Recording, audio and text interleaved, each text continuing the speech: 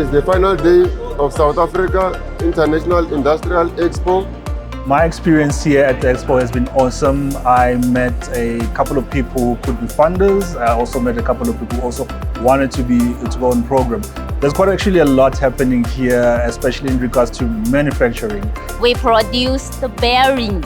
This year we are joining the exhibition in South Africa. We are very glad to join the exhibition. We are very happy to meet a lot of customers.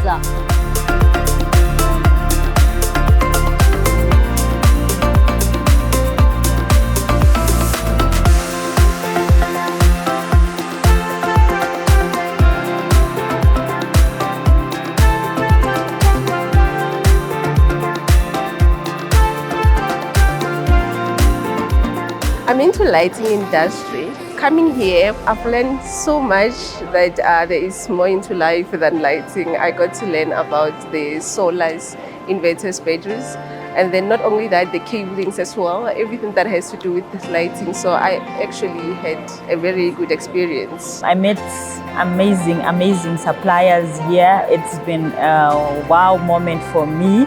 I just want to say thank you to the organizers for such an amazing opportunity for us to explore and learn and be enlightened.